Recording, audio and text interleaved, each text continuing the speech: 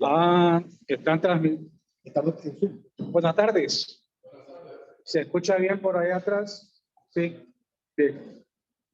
Para mí es un privilegio estar con ustedes. Es la última sesión de este año y eso es significativo.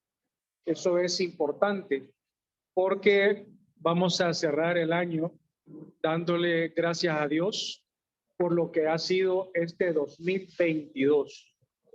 Después de estar 3 años en pandemia, y quiero aclararles, yo soy médico, pero no médico cirujano.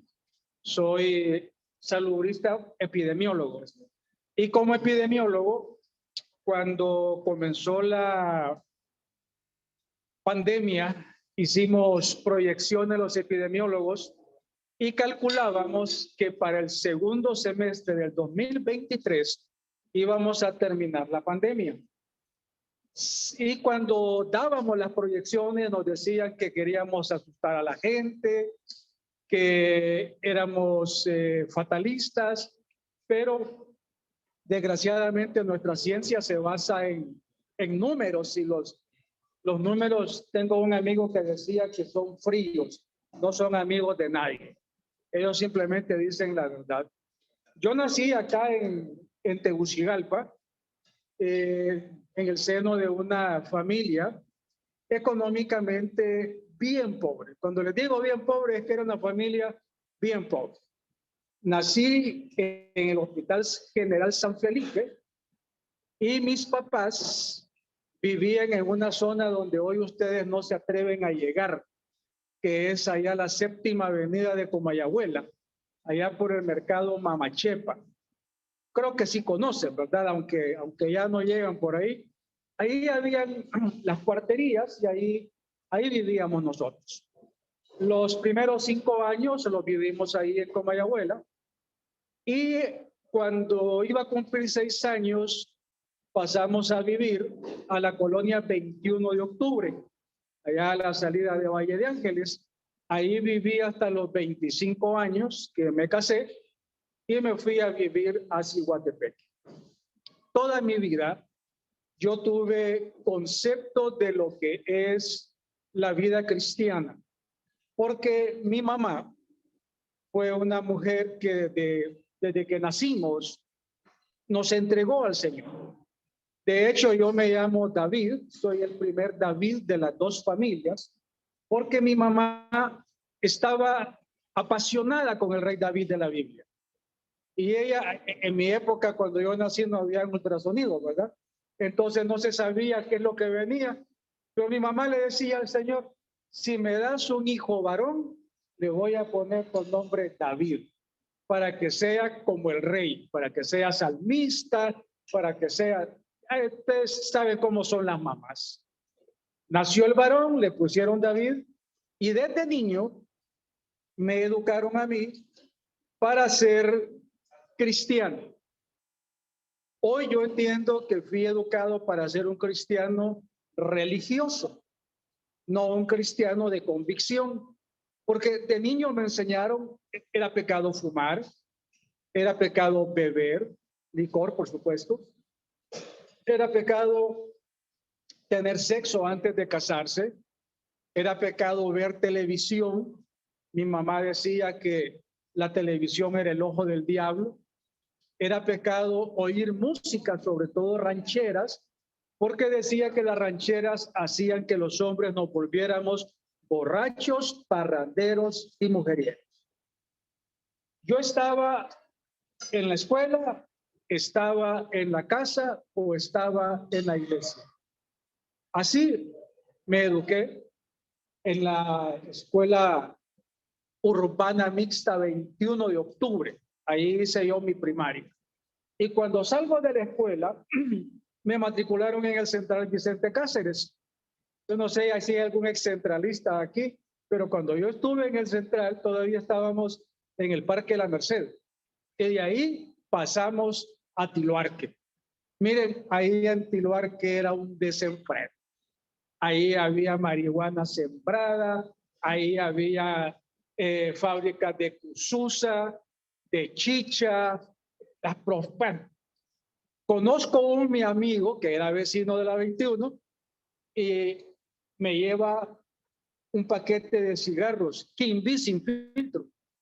Y me dijo, mira, Chele, me dijo, los machos fumamos, los maricas no fuman. Y yo, eso sí estaba en claro que yo no era marica. Agarré aquel cigarro por demostrar, empecé a fumar. Miren, a los 14 años nos echamos todo el paquetillo de Kimby. De más está decir que me embolé, vomité, pero a los 14 años empecé a fumar. Ese mismo amigo del Central me llevó una botellita, yo no sé si ustedes conocieron, yo no veo cara de muchos bebedores acá, pero había un ron que se llamaba Ron Merito, ¿verdad? Y el Ron Merito decía en el anuncio, otro merito siempre cae bien, y se lleva la pachita de Ron Merito, el mismo cuento, total, lo tomamos, nos embolamos y a los 14 años empecé a beber. Allá por los 15 años, una compañera centralista me enseña que hay relaciones interpersonales agradables y empecé a tener relaciones con ella, con el agregado que ella fumaba marihuana.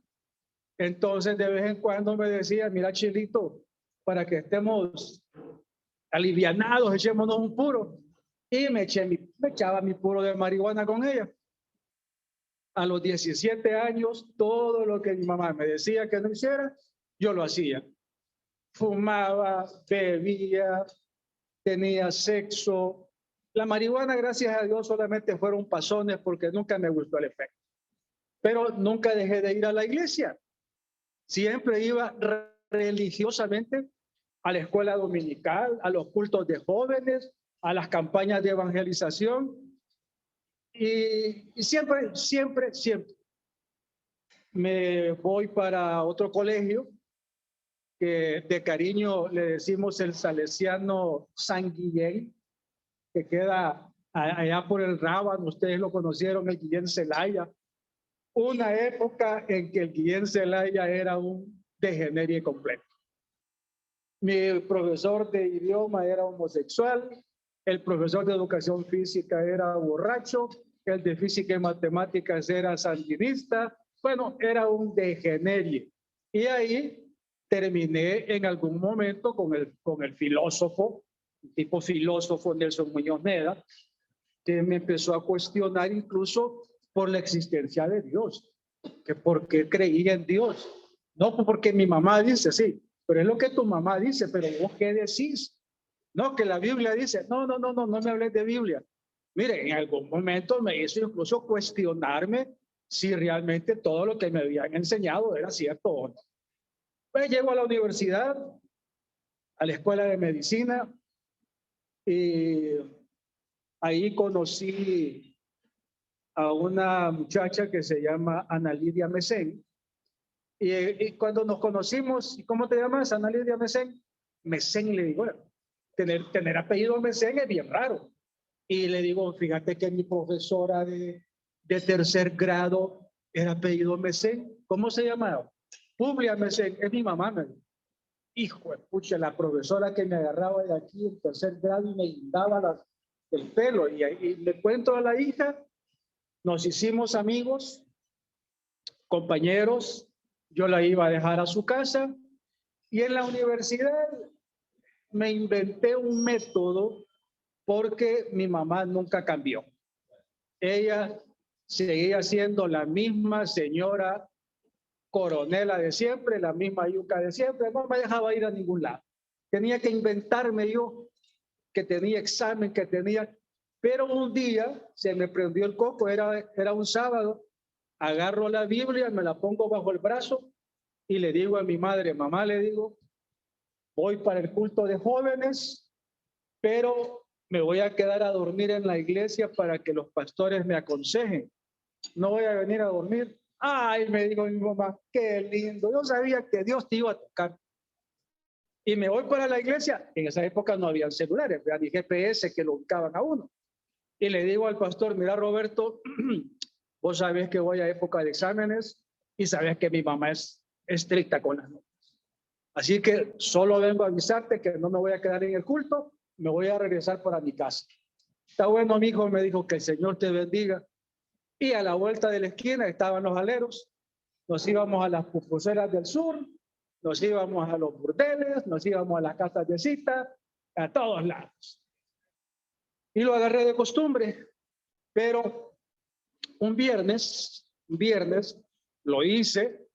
Nos fuimos a una pupusera del sur, no sé si la conocieron ustedes, se llamaba Gavilantepec, así se llamaba esa pupusera.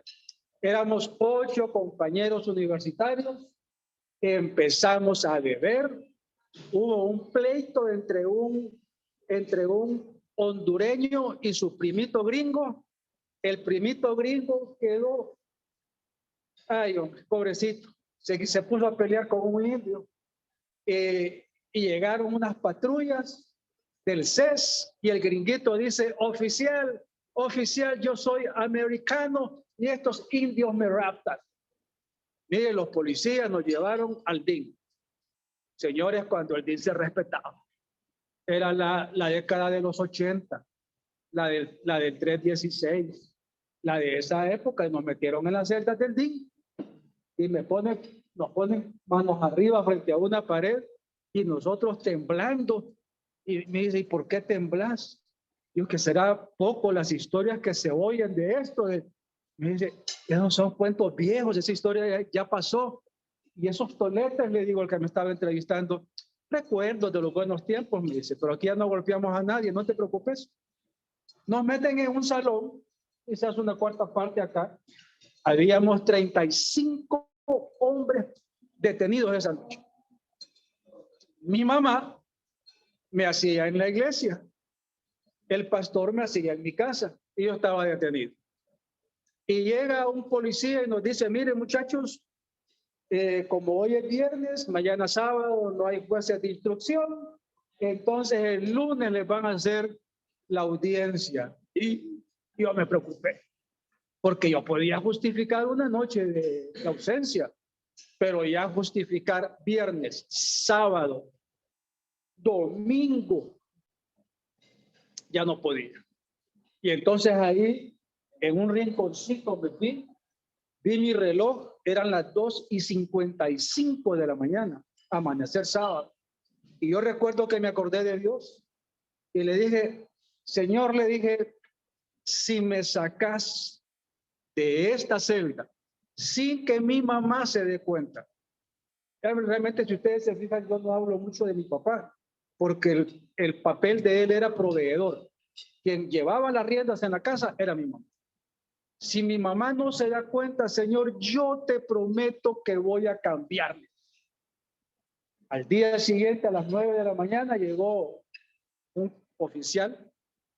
Miren que andan unos practicantes de la Facultad de Derecho que quieren que les demos chance. Vamos a ver los 8 universitarios que agarramos anoche. Pasen con los muchachos. Si los muchachos los dejan ir, ustedes se van. Miren, ya de universitario, la cosa cambió, ¿verdad? Andábamos celebrando con los muchachos ahí. Nos dejaron ir a todos. A las 10 de la mañana, ustedes no conocieron el DIN, por supuesto, pero ustedes salían, llegaban a la esquina, cruzaban la calle, llegaban a la Catedral Los Dolores, pero si doblaban a la derecha, llegaban al barrio Las Delicias y precisamente en una esquina estaba el bar Las Delicias. ¿Y ustedes para dónde agarramos? Para el bar Las Delicias, a celebrar con un octavo de guaro que habíamos salido bien librados. Hasta ahí terminó mi compromiso con Dios. Le digo un día yo a Ana Lidia que seamos novios y me dijo, dentro de 2 meses te voy a contestar. 2 meses, le dije. Sí. A mí me decían sí o no en el momento, pero 2 meses. Bueno, dije yo, pues me llamaba la atención a Cipote. Era físicamente bonita, inteligentísima. Y yo decía, va a ser buena mamá para mis hijos. Pues al mes le digo, ¿y entonces me aceptas sí o no? Pues podemos probarme.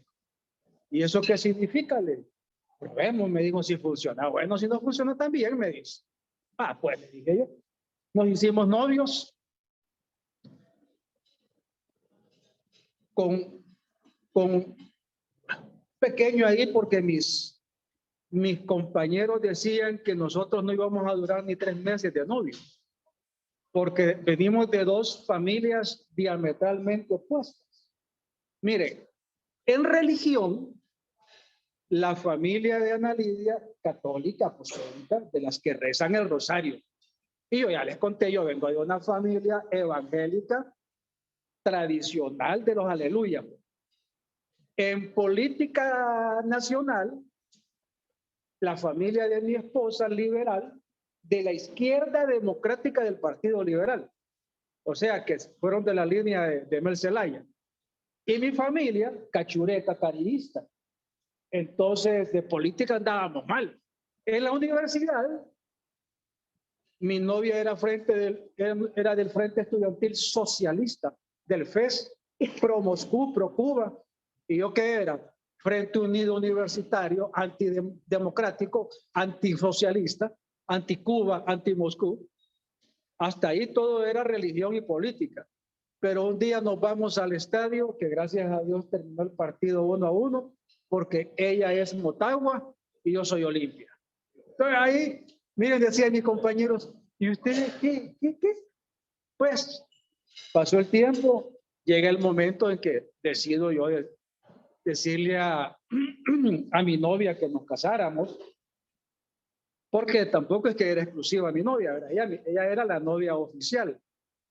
Yo trabajé en muchas cosas acá en Tegucigalpa y uno de los trabajos que tuve fue de DJ. Fui de los primeros disc jockey profesionales acá en Tegucigalpa y desgraciadamente la esposa del dueño de la disco era mi novia. Bueno, no era mi novia porque mi novia era Ana Lidia, ¿verdad? Pero esta era la esposa de él. Y el dueño se dio cuenta de algunas cosas ahí, aquello no terminó bien, te dije, ya es tiempo, David, que te pongas serio. Y le pedí matrimonio a mi novia. Y miren, muchachos, en la televisión lo pintan de una forma, ¿verdad? Que las mujeres se emocionan. Cuando yo le digo a Ana Lidia, mira, casémonos, podemos probar, me dijo. ¿Y eso qué podemos probar? No, casémonos, me dice. Si funciona, bueno, si no funciona, también, me dice. Una cosa te voy a advertir. Yo puedo aceptar trabajo, enfermedad, dificultades económicas, pero me dijo, jamás me vayas a hacer infiel. Ay, le dije yo, mamita, todas las mujeres dicen lo mismo. Al final todas perdonan. Y ella me dijo, mira, mi mamá, me dijo, mi mamá le crió hijos de otras mujeres a mi papá. Mis suegros, que le conocemos como 14 hijos, con mi suegra 4, ¿ves? Todos los demás afuera. Y algunos de ellos los crió mi suegra. Mira, mi mamá le crió hijos a mi papá de otras mujeres. Y al final mi mamá terminó sola. Yo no soy como todas las mujeres. Si vos crees que yo soy así, te equivocas. Y si decidimos casarnos, ya sabes cuál es la regla. Entonces, en guerra avisada no mueren soldados. Nos casamos, pequeño inconveniente, porque la familia de ella católica no quiso que nos casáramos por la iglesia evangélica porque éramos los hermanos separados. Pero mi familia evangélica no quiso que nos casáramos por la iglesia católica porque eran los católicos, ya saben cómo los consideran. Entonces nos casamos en Valle de Ángeles. Ahí una amiga nos prestó una casa y un pastor amigo nos dijo, yo los caso ahí, pero no en el templo. Ahí nos dieron la bendición. Nos casamos, nos fuimos a Ciguatepeque. Miren, David Madrid dejó de fumar, dejó de beber, era marido de una sola mujer, a trabajar, volví a ser el muchacho para el cual fui educado. Pero me invitan a trabajar en el ejército como médico. Y yo alcancé la época dorada de los militares, la colita de la época. 3 de octubre, Día del Soldado, me sientan en la mesa de la plana mayor con mi coronel, mi capitán y todos los demás, ponen la botella de cinta negra, me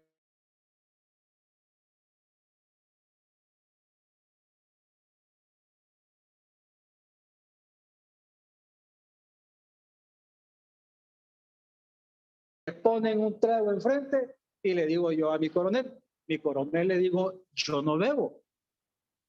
Porque para esa época, mi mamá se había de peque, ella había fundado 5 iglesias acá en áreas marginales, pastora de la iglesia a ella, y me nombran copastor a mí. Y empiezo a predicar los domingos, dar cultos de oración los martes, estudios bíblicos los jueves. Miren, volví a ser el muchacho santo de mi infancia.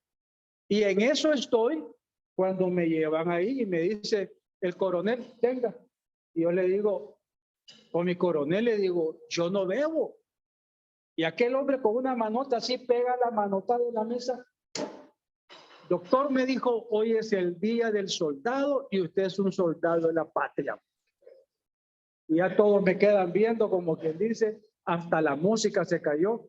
¿Será capaz el doctor de rechazar ese trago? ¿Y qué creen? Lo agarré con dolor en mi alma, me lo tomé. Ahí conozco a un odontólogo que hasta el día de hoy es mi amigo, me invita a una organización preciosa, el Club Rotario, una organización de servicio impresionante, pero en Ciguatepec era un club de bolos. Y para hacerme socio del club, agarran un vaso, lo llenan de cerveza, de guaro, lo que cayera, agarran el pin de Rotary, lo meten ahí, y yo tenía que hacer un pierna a pierna y después mi esposa colocarme el pin. Y yo les digo, compañeros, pero yo no bebo. Y me dicen, David, es la tradición del club. Si querés ser Rotary, me dijo, pierna a pierna. Y empiezan los muchachos, pierna, pierna, pierna, pierna. Lo agarré, me lo tomé con dolor en mi alma, por supuesto, porque no lo quería hacer. Miren, en poco tiempo yo estaba predicando los domingos, dando cultos de oración los martes, estudios bíblicos los jueves, bebiendo los viernes con los rotarios, bebiendo los sábados con el club de oficiales. Un domingo, en Rotary se cambia de gobierno todos los junios. Y este domingo ha llegado un nuevo comandante que era rotario, lo nombran presidente a él y me nombran vicepresidente a mí del club. Y empezamos en una barbacoa desde el mediodía ese domingo, allá por las 5 de la tarde, ya bastante calibrado. Me acuerdo que es domingo, tengo que ir a predicar. Me voy para mi casa, me baño. No sé si ustedes conocieron, muchachos, los muchachos de más o menos mi edad, una botellita que se llamaba Brut de Fabergé, una locioncita verde. Yo tenía una botellita guardada, agarré aquella locioncita, la destapé, me le eché, empecé a hacer gárgaras con la loción. Dije, si me van a sentir aliento alcohol, que por lo menos sea aliento a Brut, ¿verdad? Y me fui a predicar, Miren, yo no me acuerdo de qué prediqué, pero sí me acuerdo que en la primer fila siempre se sentaban 2 doñitas. Y una como que era media sorda, porque había que gritarle para que entendiera. Y le dice una doñita a la otra, mire, hermana Priscila, le dijo, para ser cristiana como el doctor Madrid, es mejor no hacer nada, le dijo. Y mire, yo solo escucho. Y dije yo, que tiene razón la hermana, dije yo. Salí de la iglesia, salí así como desinflado y agarré la Biblia, me fui a la casa de mi mamá, que era la pastora, y le dije, madre, le dije, busca a quien predique porque yo me retiro. No, pero ¿qué pasó? No, madre, le dije, ya me retiro, me retiré de la iglesia y le dije a mi esposa, mira amor, a partir de hoy ni yo, ni vos, ni los niños vamos a la iglesia. Está bueno, me dijo ella, como ella fue criada católica, pero de ese tipo de católico, ella era de ese tipo de católico que iba a misa cuando habían bautismos o cuando habían bodas, nada más. Está bueno, me dijo. Nos retiramos y miren, me dediqué a la vida social. Desenfrenado el hombre. Cuando llega en agosto del 91, un amigo, un turquito, dueño de la ferretería más grande de allá, Víctor Gabri se llama. David, me dijo, éramos amigos, vecinos, íbamos con las esposas a San Pedro, a los festivales, a las fiestas, al cine, éramos amigos. Y me dice, mira que vinieron de Tegucigalpa, uno que le llaman los hombres cristianos de negocio. Hicieron una reunión bien bonita y nos dijeron que lleváramos un amigo. Te invito. Era en septiembre del 91 la segunda reunión. ¿Yo a qué voy a ir? No, me dice, pero mira, te va a gustar. Es que no me va a gustar, le digo, porque lo del hombre de negocio no me llamaba la atención. Yo era médico. ¿Qué hombre de negocio qué? Lo de fraternidad, no. Lo de hombre cristiano, hombre, si yo tenía 3 años de haberme retirado de la vida cristiana, no me llamaba la atención. Pero aquel turquito insistía, hasta que llega el día de la reunión, me fue a traer y fui a la reunión. Miren, muchachos, se hubieran decepcionado. En el salón donde chupábamos los viernes, los rotarios, está reunido el capítulo. No era ajeno para mí el ambiente, ¿verdad? Solamente que había como 120 hombres, solo hombres, y estaban cantando. Cuando yo llegué a la fraternidad cantaban coritos, y estaba un señor con una guitarrita al fondo, y estaban cantando, alabaré, alabaré, alabaré. Vaya, dije yo, se me hizo aleluya el alero, y ahora ¿con quién voy a salir? Y pasaron a dar la visión. Cuando yo llegué, en la visión se hablaba de Demos Chacaria, del cerro del Monte Ararat, de la aldea Caracala, de la vaca tuerta, del caballo yak. De eso es lo que se hablaba. Y eso es lo que yo me grabé. Y cuando hablan de las papeletas y el sobre, dicen, miren, aquí en este papelito dice, esto es como mandarle un fax al cielo. Y le hacían con estilo, un fax al cielo. Y es que en el cielo hay teléfono, hay faxes en el cielo. Mire, tiene usted una duda, una necesidad imposible para usted, atrévase a retar a Dios. Hijos de la madre, estos retar a Dios, sí que tienen su valor. Y miren, en este papelito y el famoso fax, mire, a mí me dio risa. Con el sobre, pues como les conté, yo nací en una religión que desde niños nos enseñan a dar. Esto para mí nunca fue problema. Pero el sobre, el papelito de oración, sí me reía de los fraternos. Pasó un hombre a dar testimonio que era de acá de Tegucigalpa, abogado, yo médico, quebrado económicamente el abogado, yo no tenía problemas financieros. Él era viudo, yo estaba casado. Él era borracho que amanecía en el Parque Central, yo era bebedor social. Yo no tenía problemas de bebida. Yo bebía con médicos, políticos, rotarios, el bolo era él. Cuando termina la reunión, el hombre que está dirigiendo dice, pónganse todos de pie. Nos paramos todos, ponemos todos de pie. Y dicen, cierren sus ojos. Y todos los cerraron menos yo. Yo quería ver qué es lo que iba a pasar. Y dice este hombre, y me queda viendo, cierre los ojos, me dijo. Los cerró. Dijo, levante la mano, dijo, el que quiere conocer a Jesús como su Señor. Y yo metí la bolsa, las 2 manos en la bolsa. Conocer a Jesús, dije yo.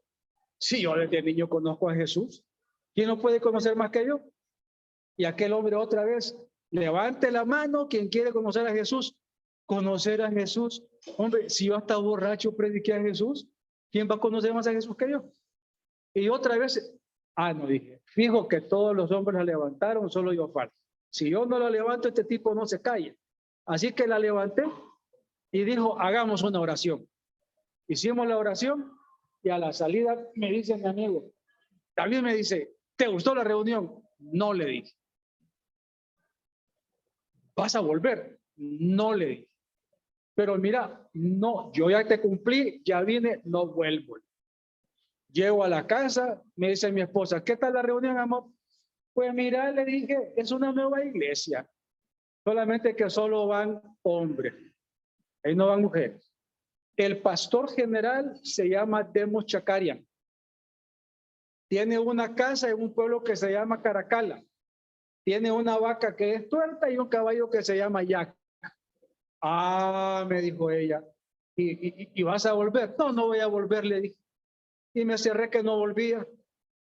Era 15 días después. Ay, hombre, aquel Víctor Gabri que insistía. Regresando una segunda vez. Mire, ya tenía 2 hijos yo. David Enrique tenía 3 años y medio y Ana Laura tenía 6 meses. Y Ana Laura había nacido con una enfermedad que los médicos no podemos tratar, que es la intolerancia a la lactosa. Las mamás de hoy tienen fórmulas con probióticos, fórmulas con Ford, fórmulas con esto. En la época que mis hijos nacieron, o era leche de soya. Y si le dábamos leche a mi niña, le pegaban unas diarreas que eran increíbles. Y si le dábamos soya, la escupía. Total que mi hija con bajo peso. Me voy al capítulo, no me importó la visión, no me importó el testimonio, lo que yo quería que me dieran era el fax. Y en esa época le decían a uno, apunte lo que escribe y guárdelo para que después compare cuando Dios le haga el milagro y pueda dar testimonio. Entonces yo agarré el fax y le puse, Señor, saná a mi hija Ana Laura. Lo doblé, me lo eché a la bolsa. Al día siguiente, que era domingo, me fui a comprar una botella de leche de vaca sacada al pie de la vaca. Y llego y me dice mi esposa, ¿y eso qué es? Una botella de leche. No, pues sí, yo sé qué es. Me dijo, ¿pero para qué? Para la niña, le digo, ¿y a cuenta de qué? Me ¿no sabe lo que le va a pasar a Ana Laura? Mira, le digo que los hombres de la fraternidad dicen que este es un fax para el cielo. Yo hasta con estilo le hacía, es un fax para el cielo. Y yo le escribí aquí que a Dios que sanara a Ana Laura y le mandé el fax. Y me dice mi esposa también es médico, nutricionista, ¿sabes vos lo que le va a pasar a la niña? Si le das esa leche y si esa cipota se enferma, vos te vas a encargar de ella. Yo a la vuelta enojada y se fue. Pues yo agarré el pepito, le eché la leche de vaca y se la di. Mire, mi muchachita agarró aquella, se lo tomó todo. Y después, segundo pepito, y yo me senté a esperar que le diera diarrea. La cosa, muchachos, es que llevo 31 años esperando y no le dio diarrea. Pero ahí sí me preocupé. Y dije yo, Señor, ¿y entonces qué onda con esto? Dije, porque mi jugada no era que Dios sanara a mi hija. Mi jugada era, yo escribo en el fax que Dios sane a mi hija, le doy leche de vaca a la niña le da diarrea y yo le digo a mi amigo Víctor, no me volvás a invitar porque es mentira que Dios lee los faxes. ¿Me entienden cuál era mi jugada? Y me sale con que tiro por la culata.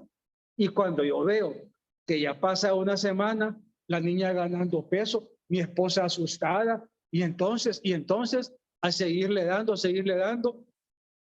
el siguiente sábado del capítulo, no ocupé invitación, me fui a meter al capítulo. Y ya dije yo, hombre, aquí hay algo que en toda mi vida de religión nunca la había conocido. Y eso se llama el poder del Espíritu Santo. Lo había escuchado, lo había predicado, lo había enseñado, pero no lo había vivido. Empecé a ir a fraternidad, como era un capítulo en formación, fui electo primer presidente de mi capítulo, estuve 2 años.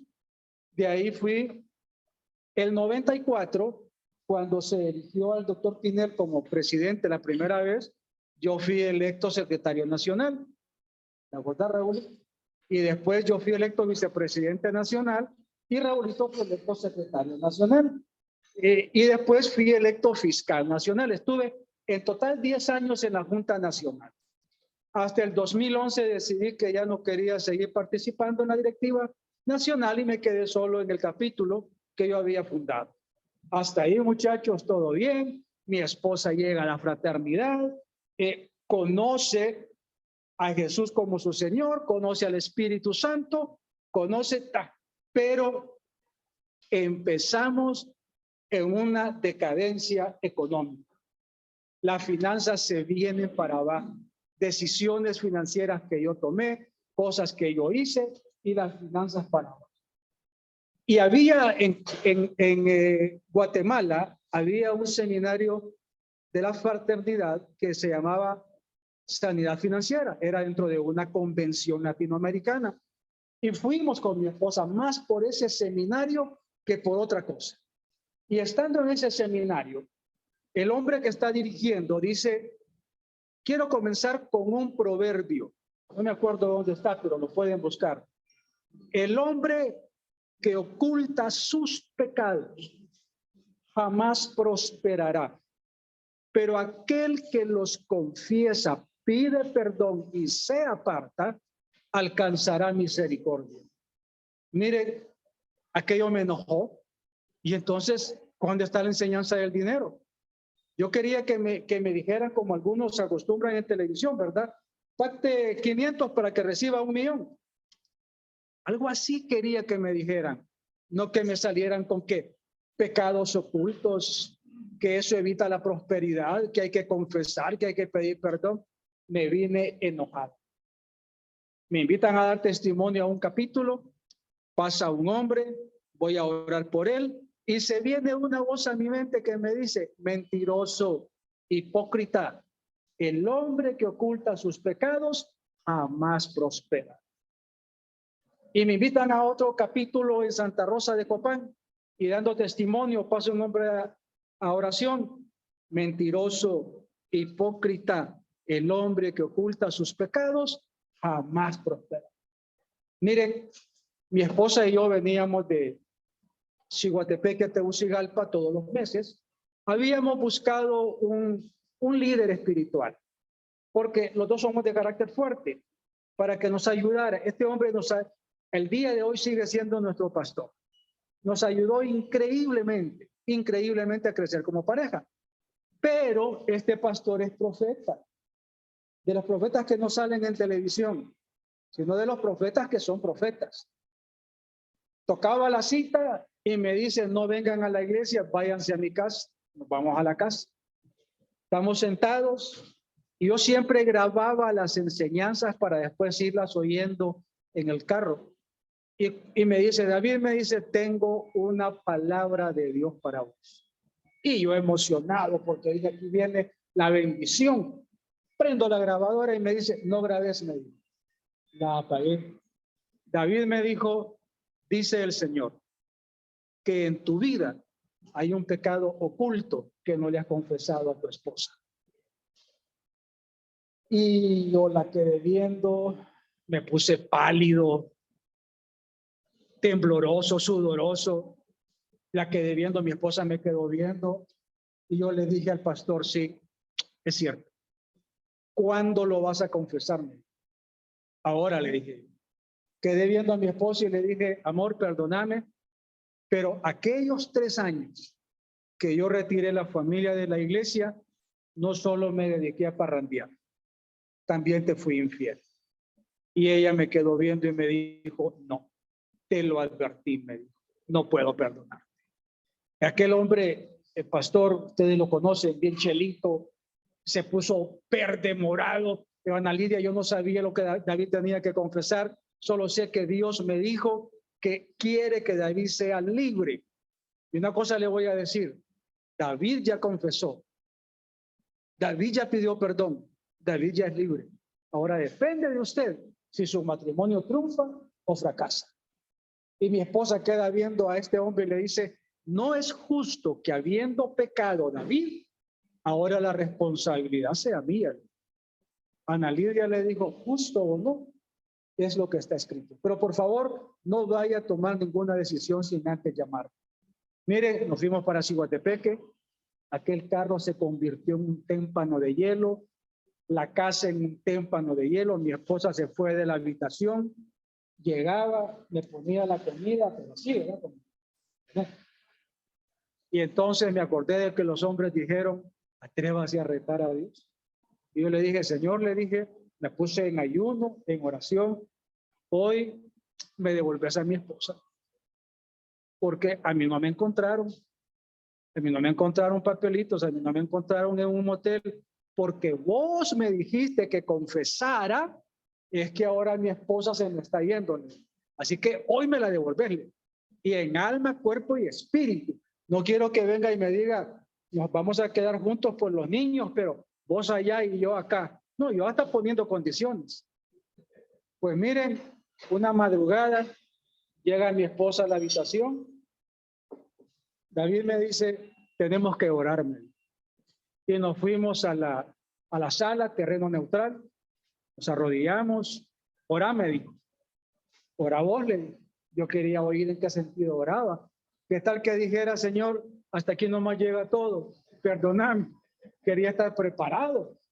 Pero mi esposa le dice, Señor, le dice, tengo 3 días de no sentir tu presencia. Tengo 3 días de sentirme en un desierto. Tengo 3 días de sentir que ya no soy tu hija y todo es porque no soy capaz de perdonar a David. Pero Señor, si tú me das de tu perdón, yo tomo la decisión de perdonarlo. Y me quedó viendo y me dijo, te perdono, te perdono. Mire, nos abrazamos, no les voy a contar por derecho, por respeto a los menores, la reconciliación, pero hubo reconciliación. A partir de ahí yo dije, la parte era el que confiesa, el que pide perdón y se aparta, alcanzará misericordia, pero el que no lo hace no prosperará. Entonces yo dije, ahora la prosperidad. Muchachos, tocamos fondo. Tocamos fondo. No les voy a contar todo la parte financiera, pero tocamos fondo. Y nos invitan a dar testimonio a un capítulo y a una familiar de un capítulo que era aquí en Tegucigalpa, de clase media alta, más alta que media. Y cuando vemos aquellos carros estacionados en el parqueo, y por el Señor, y me dice mi esposa, amor, ¿y de qué vamos a hablar? Me dice, de lo que Dios ha hecho por nosotros. Pero mira, me dice, ¿qué le vamos a ir a decir a esa gente? Nos tomamos de la mano y el Señor puso en mi palabra, en mi mente una palabra. Me dijo, David, van a hablar de prosperidad. Señor, de prosperidad, pero si estamos casi quebrados, van a hablar de prosperidad. Cuando des el testimonio, lo vas a entender. Y pasamos al frente, les contamos todo como se lo he contado, que estábamos económicamente demandados prácticamente allá, pero que éramos prósperos, que no teníamos dinero en el banco, pero éramos prósperos, que no teníamos, pero éramos prósperos. Y ni yo mismo entendía lo que estaba diciendo, y el mensaje que yo traigo para ustedes hoy en esta mañana es un mensaje de prosperidad. Y al final de la reunión pasó una pareja a oración, un muchacho joven, más o menos joven, y su esposa. Y me dijo, doctor, me dijo, quiero que ore por nosotros. Yo soy un hombre rico, me dijo. Imagínese una cantidad de dinero. Yo la tengo, me dijo. Pero ¿sabe qué? Me dice, no soy próspero. Hoy mi esposa y yo nos estamos separando, peleando quién se queda con qué propiedad, quién se queda con qué cuenta, cómo van a repartir los niños. Y nos invitaron acá para darnos una última oportunidad. ¿Podría usted orar por nosotros para que tengamos un poco de su prosperidad? Y yo dije para mis adentros, y si vos orás por mí, para que yo tenga un poco de tu dinero y hacemos un cambio, pero ustedes saben que eso pues no, ¿verdad? Pero ahí el Señor me enseñó algo, que la prosperidad de Él no tiene nada que ver con la cantidad de dinero que tengas en el banco. La prosperidad de Dios no tiene nada que ver con la cantidad de bienes que tengas. La prosperidad de Dios tiene que ver con la capacidad que te ha dado de disfrutar lo que tenés, sea mucho o sea poco. ¿Han escuchado de personas que dicen, es tan pobre que lo único que tiene es dinero? Yo no tenía dinero, estaba quebrado económicamente, pero diciéndole que era un hombre próspero. Muchos años han pasado de allá para acá. Hoy yo puedo decirles que soy un hombre próspero. Tengo 3 hijos. Mi hijo mayor es médico, es especialista en psiquiatría, y siendo psiquiatra, que son los que manejan el coco de las personas, es el presidente de mi capítulo. El capítulo que yo fundé, tuve el honor que cuando él vino ya como especialista, entregarle a él la batuta. Y cuando llaman de algún capítulo para pedir autorización, que el doctor Madrid venga a dar testimonio, ¿a quién creen que le piden autorización? A mi hijo. La esposa de mi hijo es médico, es internista, y están trabajando los dos en mi clínica, y ella va al capítulo de damas de la FINEC. Tienen 2 hijos. Varoncito, que es el tercer, David Madrid, porque mi hijo se llama David Madrid también, y una niña que se llama Jimena. Mi hija Ana Laura es médico también. Ella estudió nutrición aplicada al deporte y ahora está trabajando.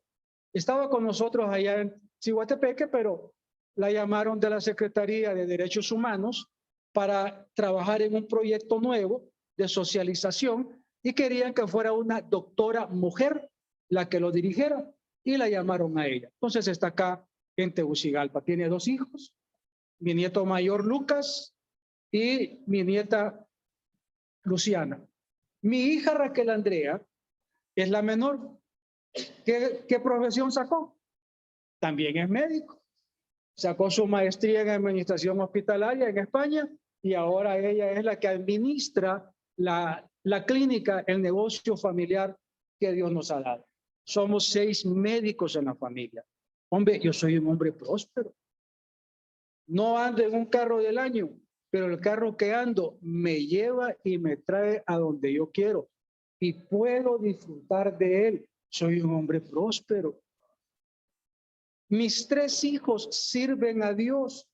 Soy un hombre próspero. Mi esposa es una mujer comprometida con Dios. Soy un hombre próspero. ¿Tengo deudas? Sí, tengo deudas. Pero el Señor me está dando la provisión necesaria para cancelar mensualmente. Miren, solamente ahorita trabajando nosotros tenemos como 11 médicos trabajando con nosotros. Y yo no tengo dinero, pero le puedo dar trabajo a 11 colegas. Dígame si eso no es prosperidad. Cuando me llama Raúl y me dice, de casualidad, no. A mí decime, ¿querés que vaya? Voy.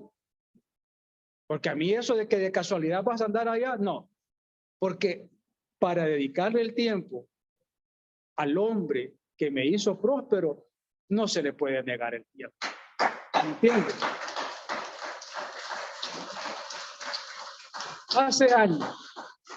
Hace años, un amigo que se llama Gerardo Thompson, estábamos en San Pedro Sula dando una conferencia de fraternidad. En Guatemala hay un banco que se llama Graney Thompson y Gerardo era el Thompson de ese banco. O sea, estábamos hablando de un tipo que tenía jet privado y estábamos dando juntos una conferencia y nos quedamos a dormir en la casa de otro amigo, Edwin Bendeca, allá en San Pedro, de fraternidad también. Y platicando, y Gerardo me dijo, David, cállate, me dice, que tengo que madrugar para Costa Rica mañana, déjame dormir. Yo le dije, Gerardo, dame Un último consejo y me callo. Y Gerardo, sin él saber, me dio la clave de la prosperidad. Y ese es el mensaje que yo quiero dejarles hoy y con el que quiero cerrar. Gerardo me dijo, David, nunca, nunca, pero nunca te canses de servir a tu Señor. Y Él nunca, nunca, pero nunca se va a cansar de bendecirte. Muchachos, la clave de la prosperidad está en el servicio. La clave de la prosperidad está en nunca cansarse de servir al Señor. No importa lo que lo pongan a hacer. No importa lo que el Señor lo ponga a hacer. No importa lo que le toque hacer. Quizás no sea presidente, quizás solamente sea recoger los sobres, quizás solo sea poner la comida. Pero lo que le toque hacer, hágalo con amor por aquel que murió por usted. Y le aseguro que el 2023 será próspero. Vamos a cerrar los ojos ahí donde están. Quiero que repitan conmigo la oración que yo hice hace 31 años. Diga, Padre, en esta mañana yo reconozco que soy pecador, pero hoy me arrepiento y te pido perdón. Señor Jesús, te entrego mi vida, te entrego mi familia, te entrego mis finanzas y también mis necesidades. A partir de hoy son tuyas. Espíritu Santo, te ruego que seas mi guía, mi maestro y mi consuelo hasta el fin de mis días. En el nombre de Jesús. Amén. Muchas gracias. Que Dios los bendiga.